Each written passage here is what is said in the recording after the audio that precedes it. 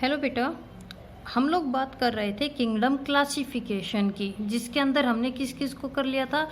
To kingdom को कर लिया, थ्री को कर लिया, है ना। कि जो टू किंगडम था वो किसने दिया, एरिस्टोटल और लीनियस ने। थ्री किंगडम दिया हैकल ने, जिसमें उसने ऐड किया प्रोटिस्टा को। एक चौथा किंगडम डाला गया मोनेरा, जो कि दिया कॉपलैंड ने। और फाइनली विटकर ने कुछ बेस लिए और उन बेस के अकॉर्डिंग उसने जितने भी लिविंग ऑर्गेनिजम्स थे उनको 5 किंगडम के अंदर क्या कर दिया, डिवाइड कर दिया।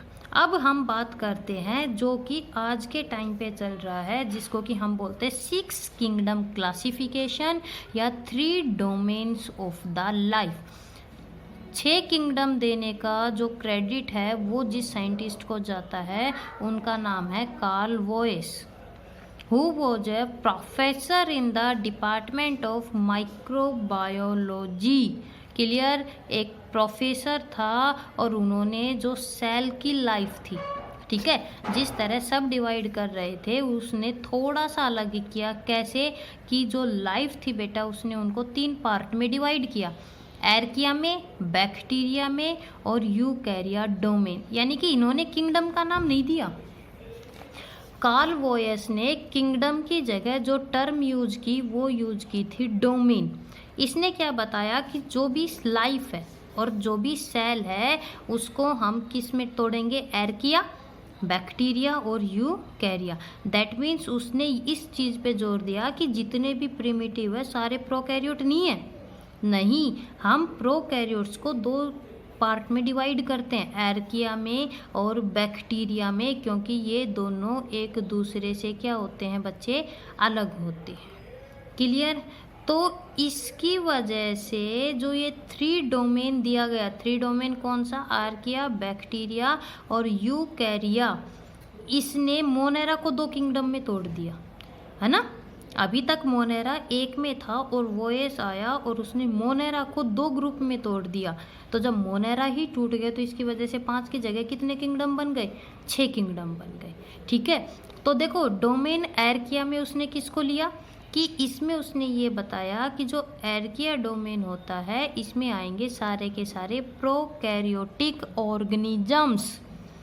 कौन आ जाते हैं, प्रोकैरियोटिक ऑर्गेनिजम्स आ जाते हैं। और इसके अंदर आते हैं आर्के बैक्टीरिया, वो बैक्टीरिया जो कि कितनी ही हार्श कंडीशन हो बाहर एनवायरनमेंट की वहाँ पर जिंदा रह सके। मिथेनोजन बैक्टीरिया, ठीक है, वो बैक्टीरिया जो कि सोल्टिस एनवायरनमेंट में रहते हैं, जिनको कि हम हेलोफिल्स के नाम से जानते हैं। थर्मो एसिडोफिल, कितनी ही एसिडिक या हाई टेम्परेचर हो जो वो अपने आप को जिंदा रख ले। और लोकी एर्कियोटा, ठीक है, जिनको कि जो कि हाइड्रोथर्मल वेंट के अंदर रहते हैं। क्लियर। उन्होंने एर्किया में कौन सा किंगडम रख दिया, किंगडम आर्के बैक्टीरिया। दूसरा जो उन्होंने बेटा डोमेन बनाया बैक्टीरिया, उसमें बाकी के प्रोकैरियोट्स रख दिए कि आर्के बैक्टीरिया के अलावा जितने भी बचे वो सारे के सारे आ जाएंगे इसमें। यू बैक्टीरिया, यू का मतलब होता है ट्रू। और तीसरा जो डोमेन था वो था यूकैरिया। बाकी के 4 जो कि हमने पढ़े थे, प्रोटिस्टा, फंगस, प्लांट और एनिमलिया। तो देखो इसने कुछ खास नहीं किया, इन 4 को उसने नहीं छेड़ा, सिर्फ उसने यहाँ पर एक चीज़ चेंज कर दी कि जो मोनेरा किंगडम था उसने उसमें 2 किंगडम बना दिए, आर्के बैक्टीरिया और यू बैक्टीरिया। जो प्रिमिटिव बैक्टीरिया, जो पुराने बैक्टीरिया थे वो, और जो नए बैक्टीरिया जो ट्रू बैक्टीरिया होते हैं वो। तो इसकी वजह से 5 किंगडम की जगह हम कितनों को पढ़ते हैं बच्चे, 6 किंगडम क्लासिफिकेशन को। ठीक है, इतना समझ में आ गया कि 6 किंगडम क्लासिफिकेशन एक्चुअल में होती क्या है। अब आ जाओ वायरस के ऊपर। वायरस बेचारे को किसी ने किसी किंगडम के अंदर डाला ही नहीं। सबको पता था कि इसके ऊपर ऑब्जेक्शंस उठते रहते हैं, और अगर ऐसी ऑब्जेक्शनल चीज़ के ऊपर क्या करेंगे, किसी किंगडम में डालेंगे तो उसको क्या कर दिया जाएगा, डिस्कार्ड कर दिया जाएगा। इसीलिए वायरस के ऊपर किसी ने भी अपना कोई भी सजेशन नहीं दिया कि इसको कौन से किंगडम के अंदर डाला जाए। वायरस को बिल्कुल अलग कर दिया गया। ठीक है, तो देखो वायरस न्यूक्लियो प्रोटीन पार्टिकल्स होते हैं। न्यूक्लियोप्रोटीन, न्यूक्लिक एसिड प्लस में प्रोटीन, यानी कि जो वायरस होते हैं वो सिर्फ दो चीज़ों से मिलके बने हुए होते हैं। किस किस से? न्यूक्लिक एसिड, न्यूक्लिक एसिड चाहे वो आरएनए है या फिर डीएनए है, और इसके अलावा होती है प्रोटीन। एंटिटी का मतलब होता है पार्टिकल, है ना बेटा, लिविंग्स नहीं होते, तो इसलिए हम इनको क्या बोलते हैं? दीज आर न्यूक्लियोप्रोटीन पार्टिकल्स, जो कि क्या करते हैं, जब एक लिविंग ऑर्गेनिज्म के अंदर जाएंगे उसकी मशीनरी यूज करते हैं, है ना।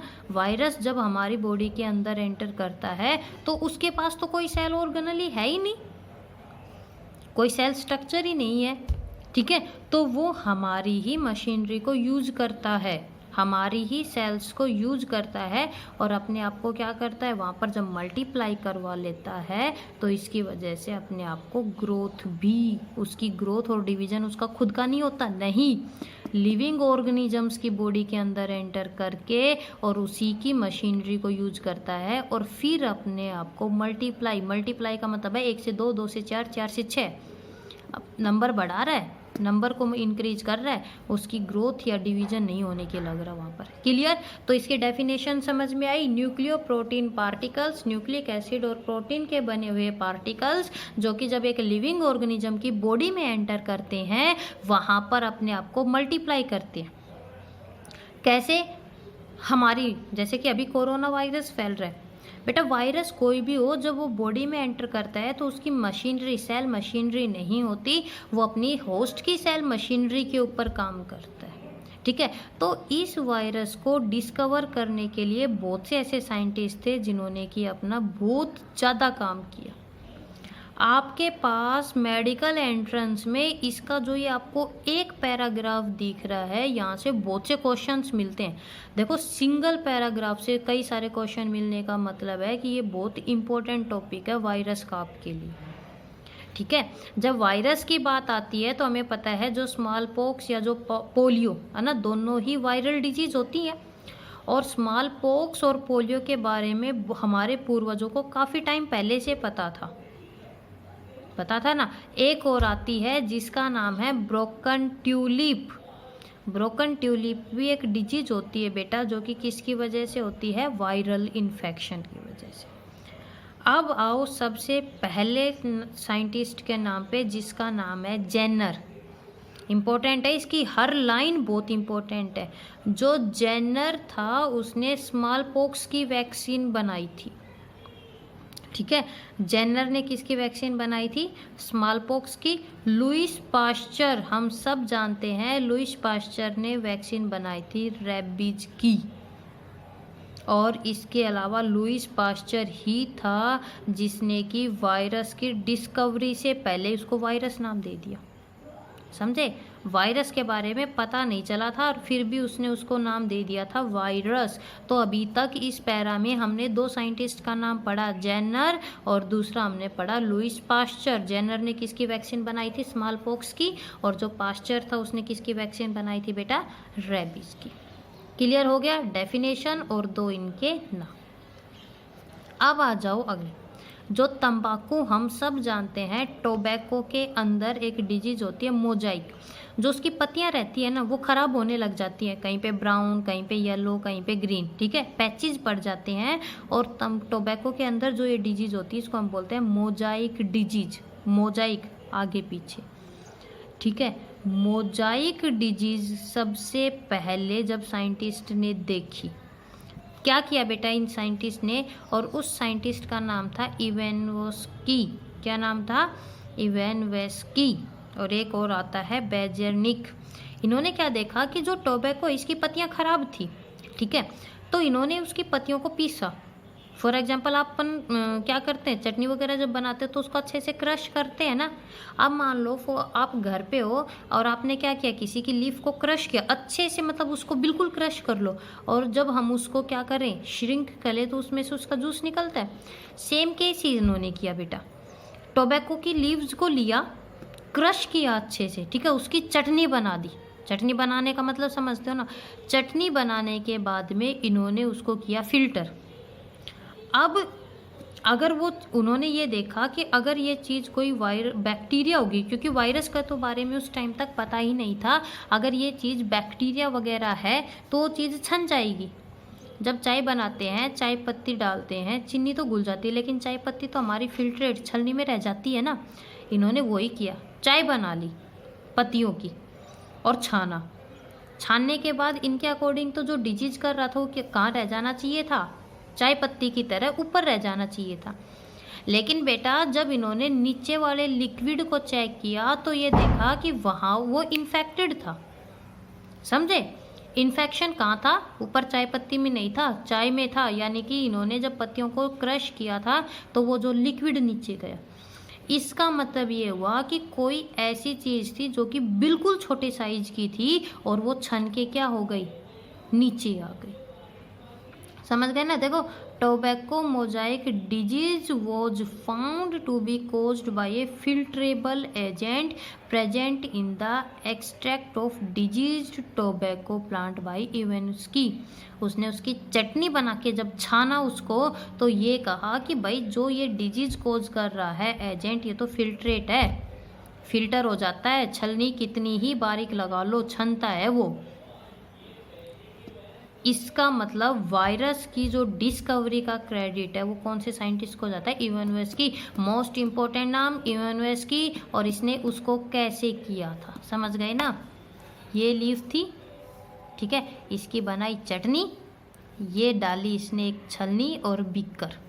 तो बेटा जब ये इसको छानेगा तो इसने ये देखा कि जो लिक्विड फिल्टर होके गया है वो इन्फेक्टेड था।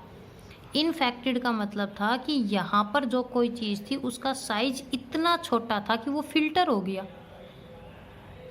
ठीक है, अब आ जाओ दूसरे साइंटिस्ट के नाम पे। तो क्रेडिट किसको जाता है? इवान्स्की को। दूसरे साइंटिस्ट के ऊपर आ जाओ, बेजरनिक। एम्स के अंदर इसके ऊपर क्वेश्चन आया था। बेजरनिक ने उसको ये कहा, क्या फ्लूइड ही इन्फेक्टियस है? तो इसने एक इम्पोर्टेंट टर्म दी, कॉन्टाजियम vivum fluidum. कॉन्टाजियम vivum fluidum, living infectious fluid, एक ऐसा लिक्विड जो कि इन्फेक्टेड है। ठीक है, समझ गए?